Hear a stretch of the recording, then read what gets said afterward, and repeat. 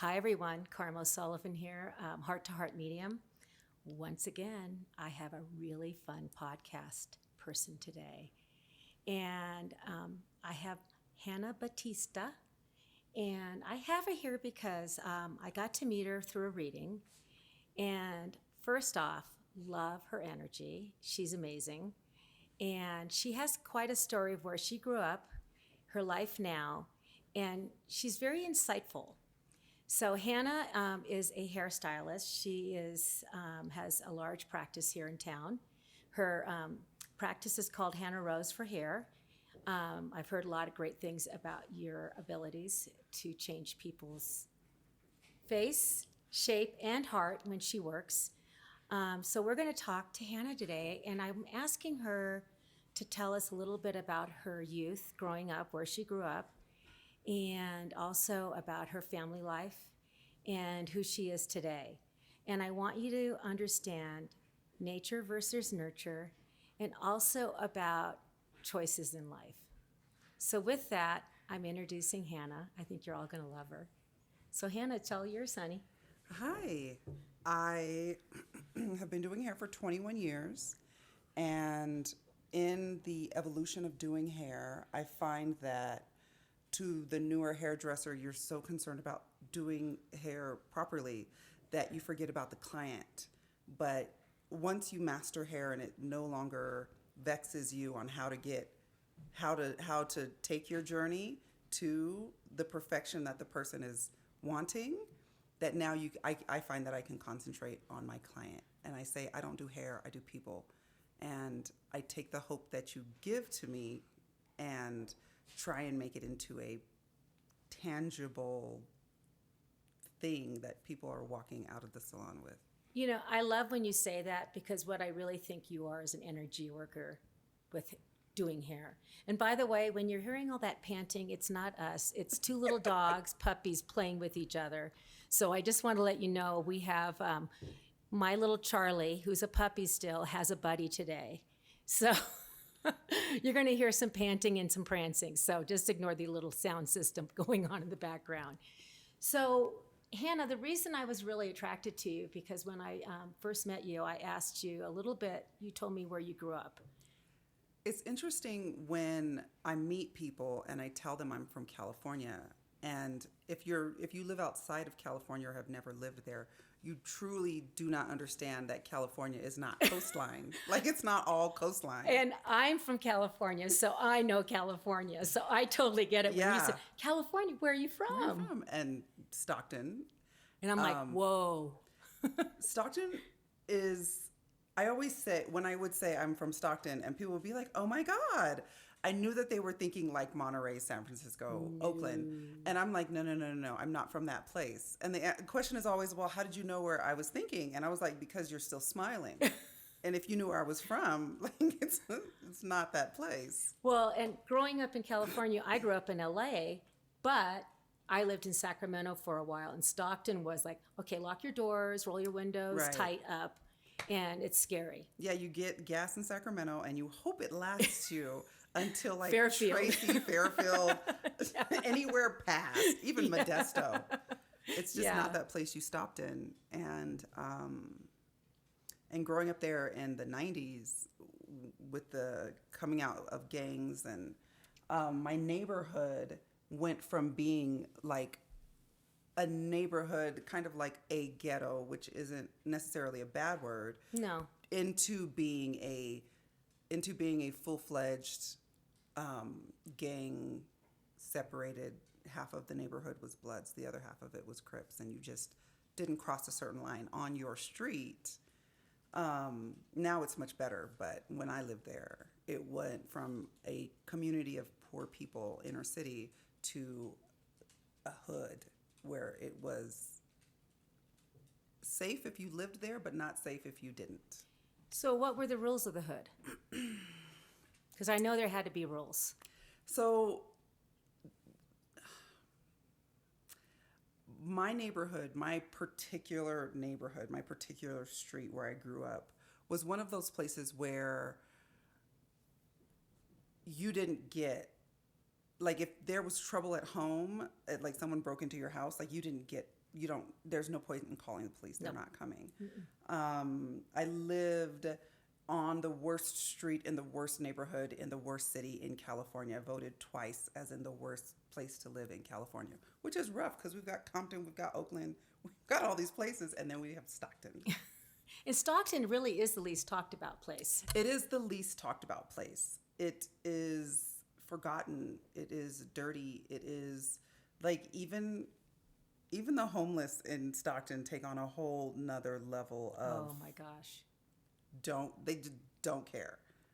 So it's interesting visiting home, seeing where I came from, not just like, oh, this is the street I came from and it's still bad, but this is the city I came from and it is hood.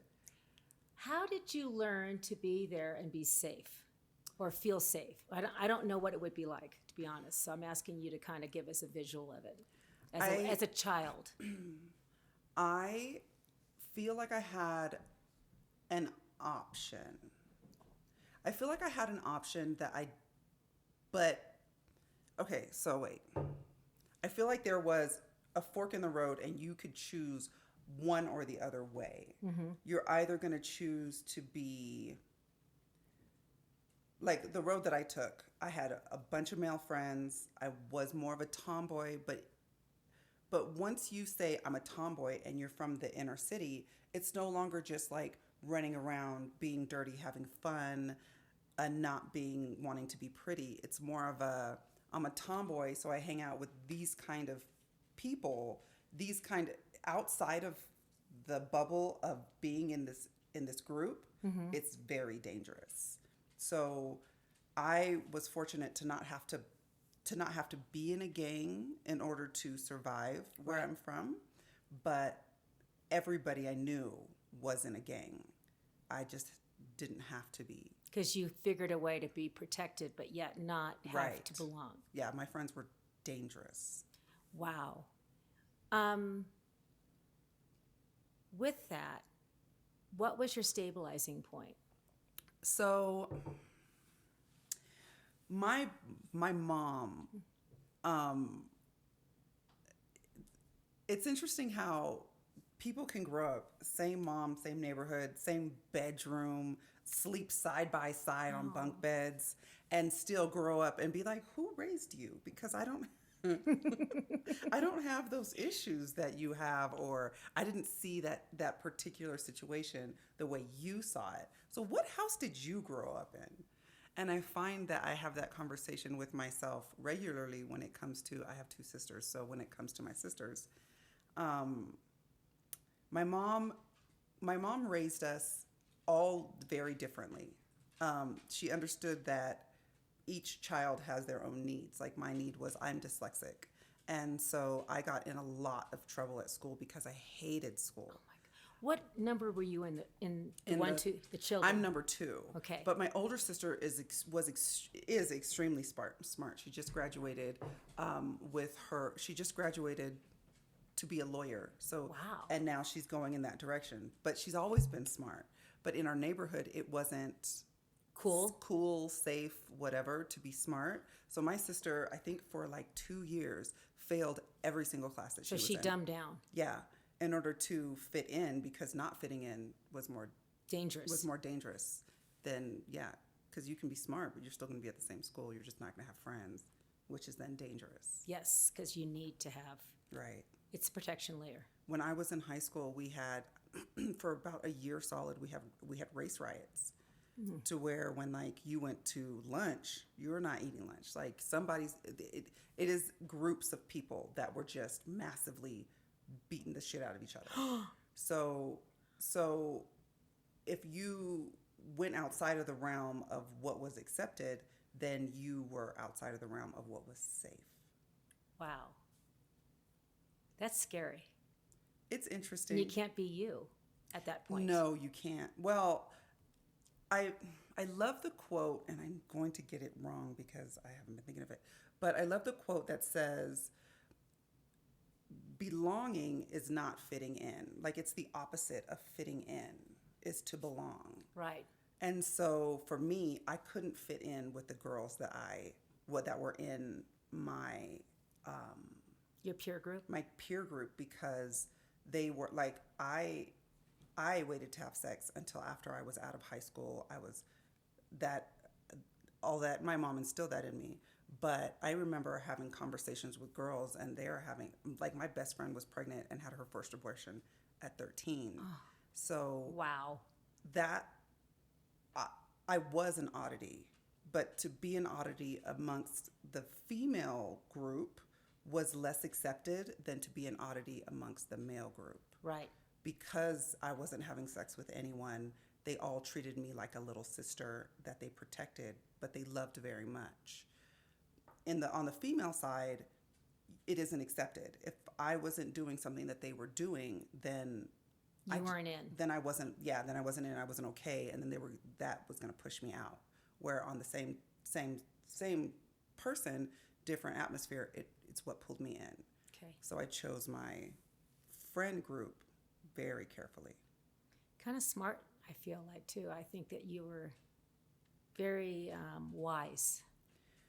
At the same when I go back to that word tough, like I've been called tough my whole life, and Wow. I don't really know what that means. Like what when you call me tough, like to be called the toughest girl someone ever met, for me is an amazing compliment, especially coming from Stockton, knowing that this gentleman's moms and aunts and cousins, they're all from Stockton too.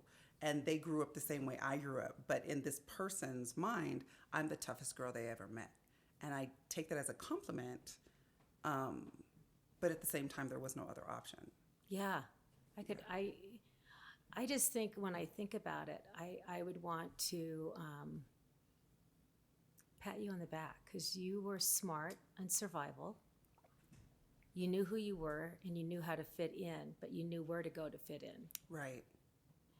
So, how did your mom play in this role, keeping you, maybe safe? I mean, she was a smart cookie. I'm sure, figuring this all out with 3 different girls. My mom, and she wouldn't agree, but my mom, when it came to raising children, was the bravest, made the bravest choices. She may not have felt brave in the moment, but of course, how hindsight is always 20/20. My mom's bravery is what got all 3 of us children, girls, to this place in our life. My mom never gave us a curfew, but there was always like when the street lights come on, you're in front of the house. If I step on the porch, I can see you from the house. So that would be an understanding. There was an understanding. When the street lights come on, you come home-ish, and then after the street lights are on, you can water the grass until midnight, but you can't leave the grass. And then when you're on the grass and you're talking to a friend of yours till midnight and mom starts flicking on and off the light, that's your curfew. I gotta go. Have a good night. And it was kind of like a rubber band kind of parameters. Okay, you can stretch the rubber band, but you're still inside of the rubber band. So when I was a sophomore in high school and my school counselor called me to the office and said, Hannah, you've failed every single class for the last 2 years, and I'm a sophomore in high school, about to be a junior.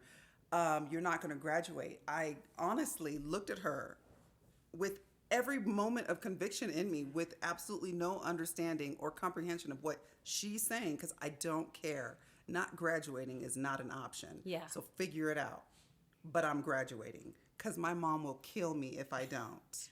That is the smartness of your mother. She had that tether on you, or maybe, I don't know what you want to call it, but you knew you didn't want to disappoint her. I didn't want to disappoint my mom because I watched my mom sacrifice everything in order for her 3 girls that she raised on her own with no money in the hood in California. I couldn't be my mom couldn't have sacrificed everything for nothing. Like, right. I couldn't be the everything for nothing part. So I'm gonna graduate. I almost feel like through her strength, that's why you're strong. My mom I don't know if my mom would consider it wisdom, but with all of my mom's hardship, she tried giving that to us. So my mom always said, don't make God teach you the same lesson twice. Wow. And for my whole life, like when I was younger, when you're in your 20s, you don't want to learn the hard things. You're just like, oh my God, I'm getting divorced again. And not too many people can say they got divorced twice in their 20s, but I did. Wow. And so it's like, you don't want to learn these lessons. You don't want to learn them twice. So learn them hard and learn them fast and learn them the first time. Quickly. And so coming closer to not even my 20s, I didn't learn this in my 20s at all. I just saw hardships and dealt with them as they came. But in my 30s, I started really wanting, really, really looking for, how can I make this harder? How can I enjoy the hardship of whatever this moment is in order to learn from it, grow from it, and get to where I'm supposed to be faster? So you're saying you embrace the hardship, or you move toward it? Is that what you're saying? I would say I move toward it and embrace it. Okay. Like my mom always told me that there was a what the proper word?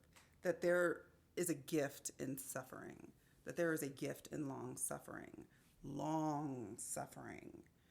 And I never could have even tried to understand a statement like that. You can't really get it when you're young. No. Because when you're a teenager, you don't even understand hindsight. No. Let alone like long. Your brain isn't set up for it, to be honest. No. So that was a gift that my mom gave me. Hannah, suffering lasts, but you grow from it. And I love the rain. And I don't love the rain because I love the sun. I love the rain because I love the rain. I love the smell of the rain. I love the sound of the rain. Oh, the patter. Yeah. I love that it brings life to everything. It grounds all the allergens. I love rain. I love to feel it. I love every single drop that lands on your skin. I love the rain. And then I love the sun. I love the way it feels on your skin. I love how it warms you up. I love that it makes you happy and gives you vitamins, and you have your own photosynthesis through the sun. Like, I love the sun. So I find that, can rain be inconvenient? Yes. Do I enjoy walking in the rain in heels? No. No. After I've done my makeup, do I enjoy the rain running my mascara down my face? No. But do I love the rain? Yes. I love how you look at life, to be honest, because I think everybody has view sheds of life. And everybody has, like we were talking about how people have perceptions. Like you were perceived as a strong woman or the strongest in the hood. Right. When you were told that you were perceived to be the strongest in the hood, what did you think you were? So when I was a teenager, I knew that, it's a word of wisdom from my mom. It is, people will get away with whatever you allow them to get away with. Whatever. Right. And I'm a person who doesn't like to be poked. I don't like to be poked and prodded and annoyed just for the sake of being annoyed. The moment I tell you I don't like something, don't do it. So no weakness.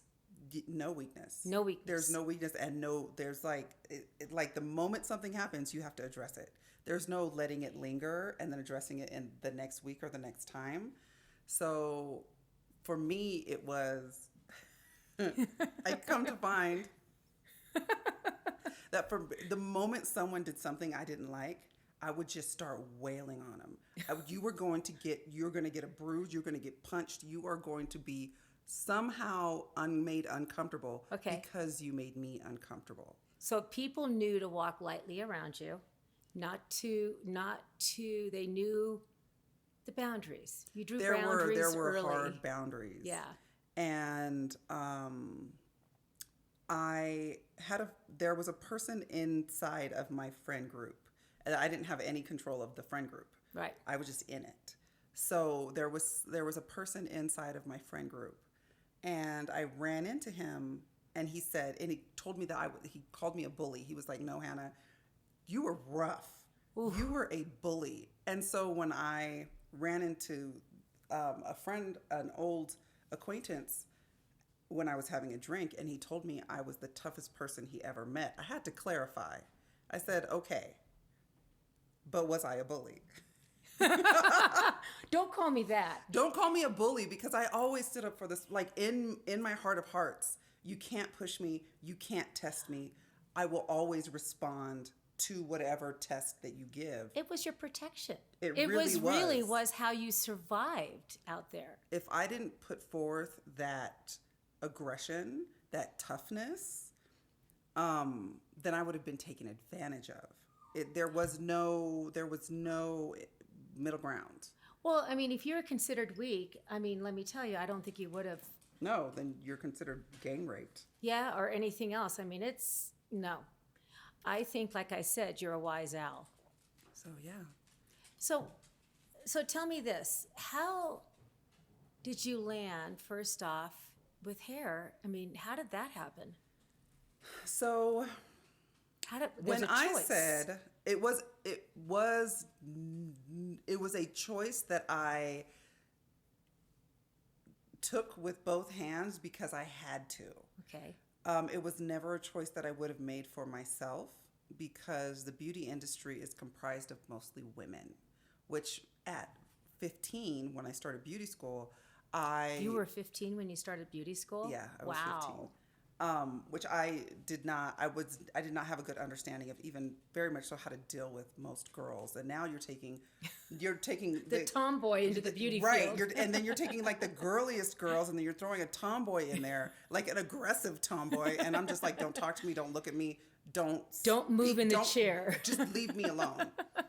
And that was my attitude for 2 years. So when I said earlier that my counselor told me that I wasn't going to graduate, and I was like, I don't know who lied to you. I'm going to graduate. That was me saying, no matter what it takes, Hannah, get your act together. I will do it, because not doing it is not Not the an option option. I choose. I get I that. could choose this, but It's not going to be. my morals, everything in me was like, I can't, so I'm going to, whatever it takes. And I think that's a lesson that people like to say, oh my God, whatever it takes, I will do it. Yeah. But it's the person who will literally cut off their arm because it's trapped under a boulder and they have a pocket knife. That's whatever it takes. Right. The going to beauty school for me was the cutting off my arm because it's trapped under a boulder. I have to do this thing plus independent. I think it was like 10 courses of independent study and 2 years of a credit a week going to beauty school. Wow. That was going to get me graduated on top of going to high school. So I did all of the things.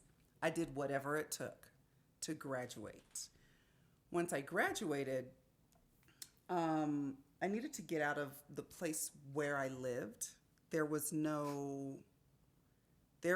I could not see any viable option of getting out of the place I was in other than leaving. Right.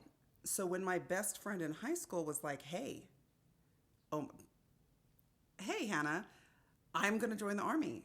Let's get married and have this adventure. Like, yes, right now, let's go.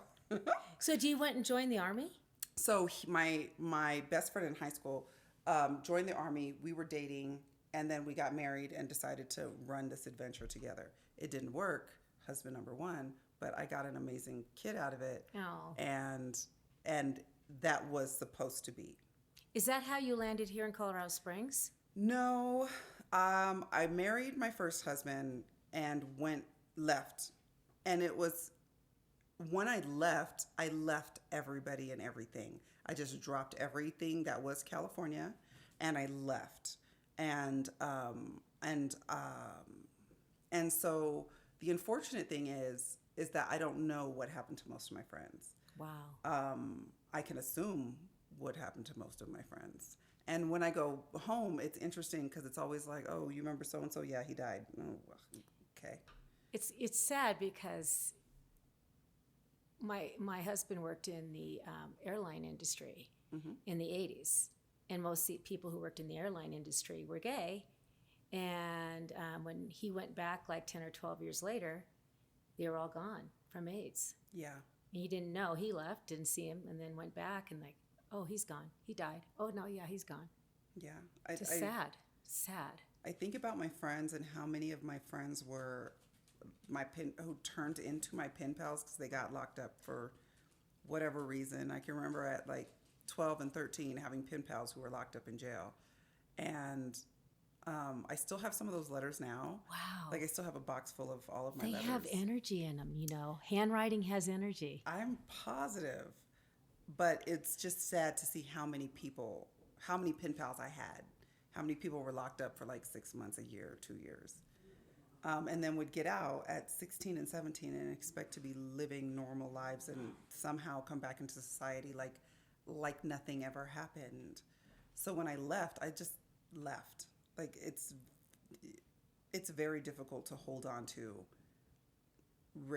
being raised inner city, because most of the people that you grow up with, their lives, if you're any kind of successful, are not equal to yours, because you have to get out of it in order to survive it. You have to get out of it. You have to run, don't walk away. Yeah.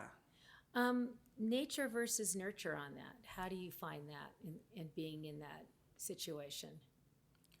I find that you have to be peculiar. You have to be slightly different. Somebody who's raising you has to have a different way of thinking other than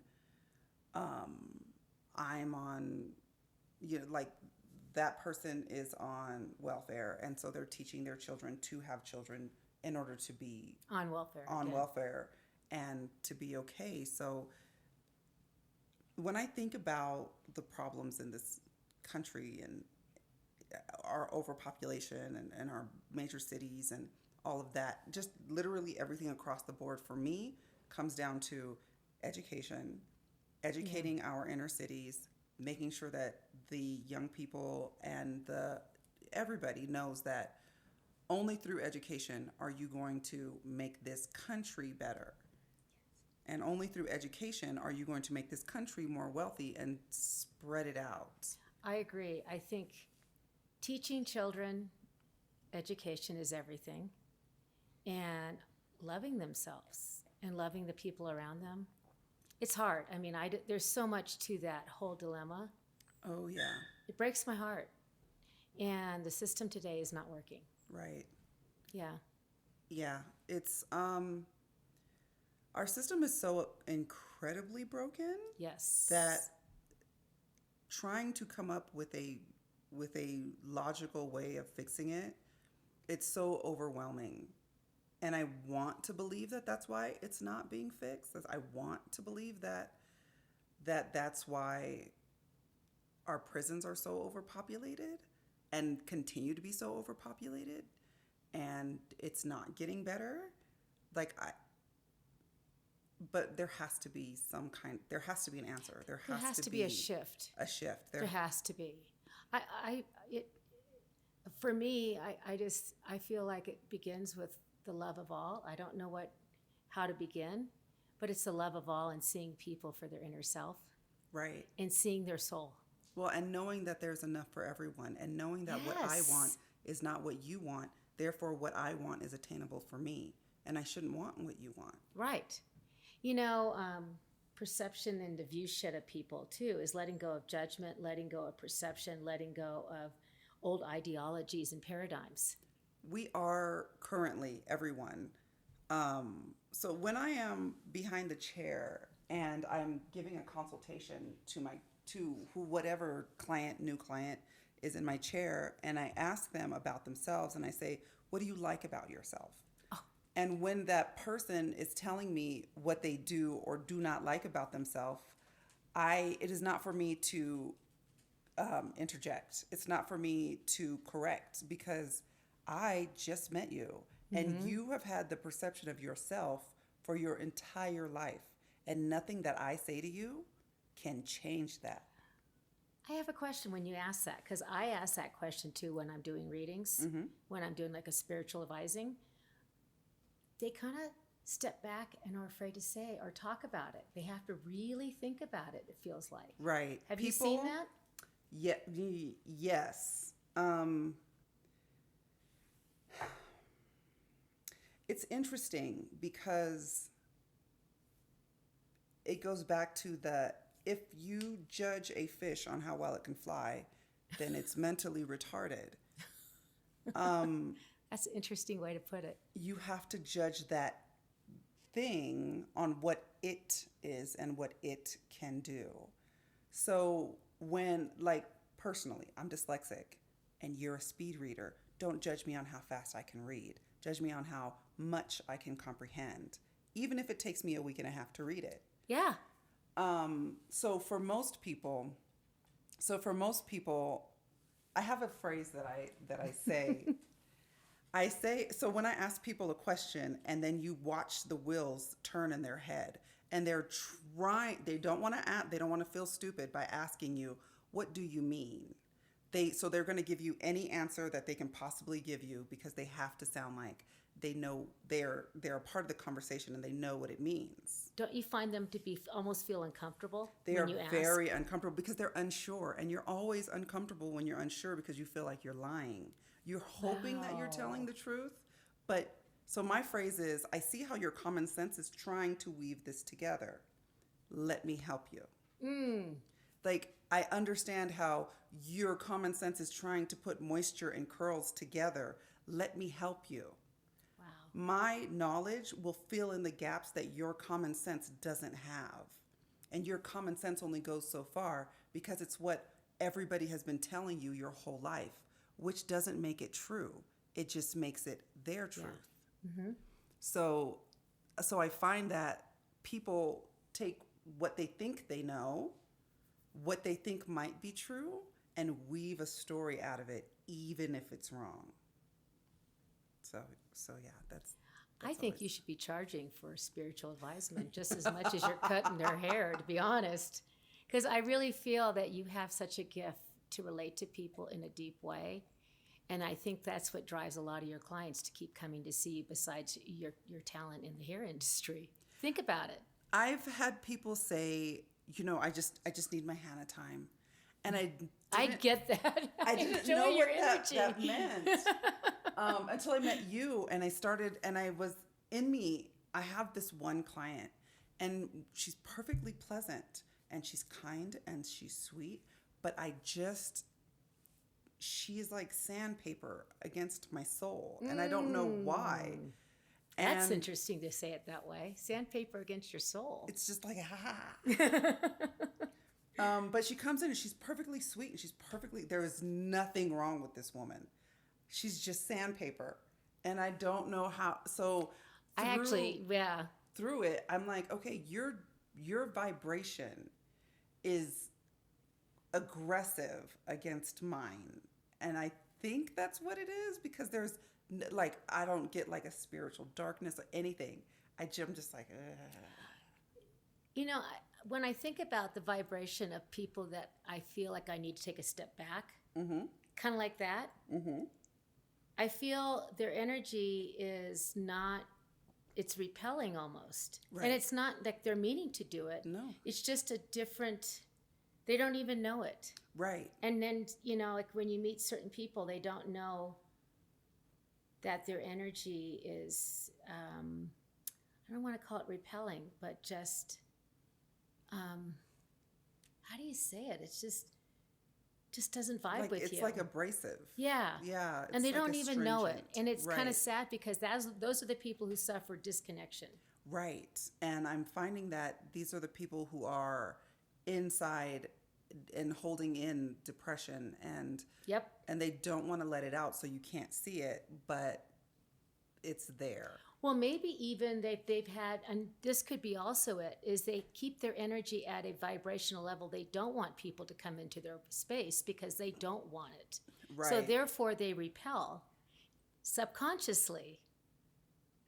because they've been hurt, violated, whatever it is. Right. And I find that I wish I knew how to help some people.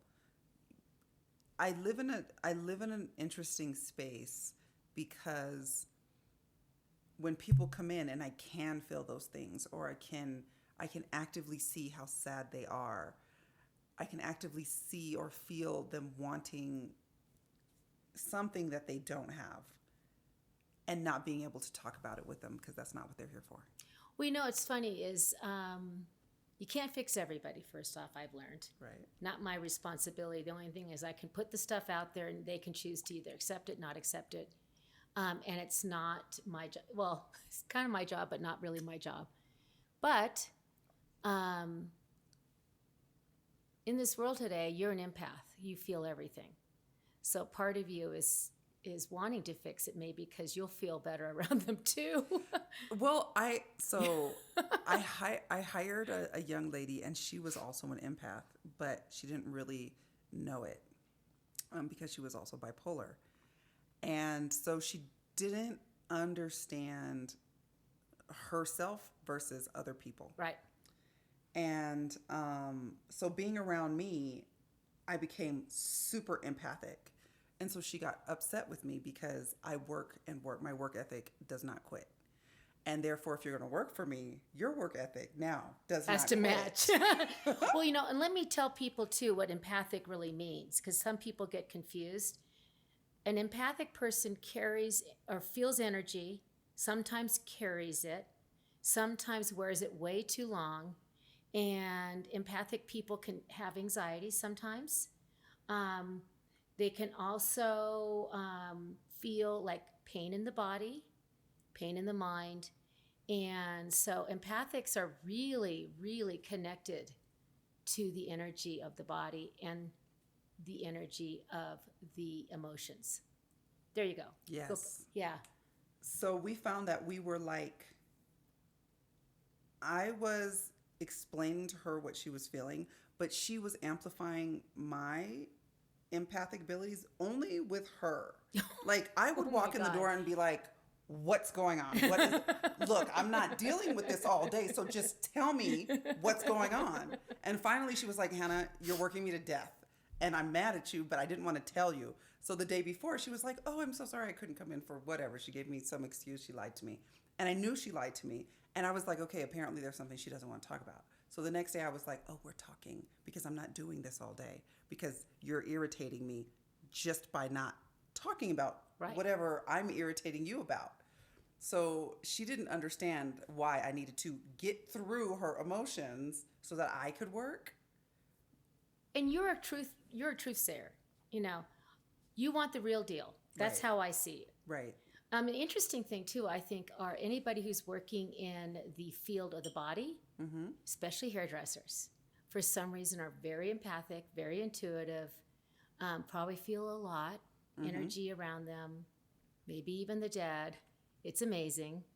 But I find a lot of all the hairstylists who come to see me, 99% of them have that gift. Well, I think, so if you're a hairdresser for long enough, and I do mean like 15 to 40 years, you've been behind the chair and you dealing with these different chemicals, all the same chemicals regularly. Yes. You will become allergic to ammonia. You will become allergic to whatever the chemicals are you use the most.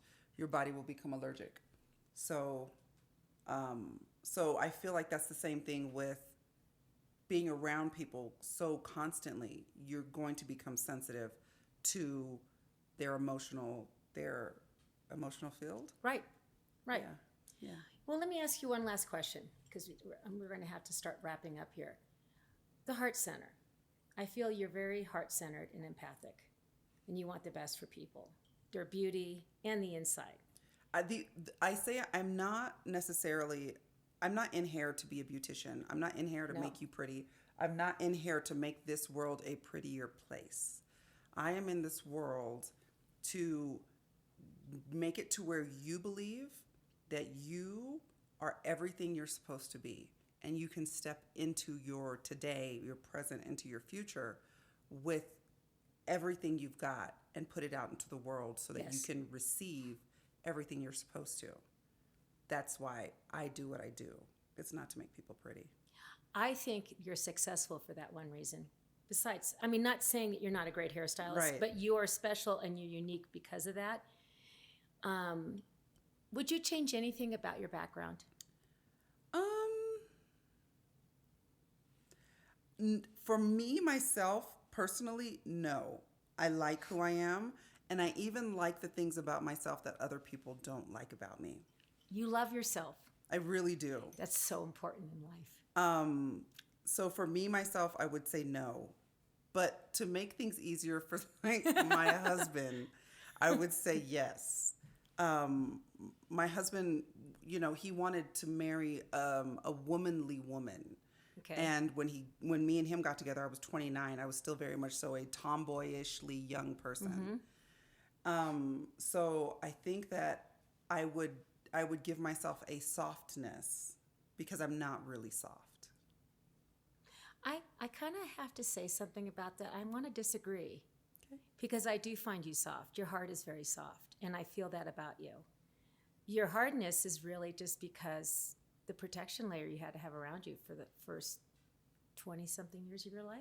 Yeah. Just recently, me and my husband were talking. We were playing a game, and it's virtually impossible to prove to someone that you aren't keeping anything from them. Right. Because in life, just in general, it's impossible to prove. I'm keeping nothing from you. Yeah.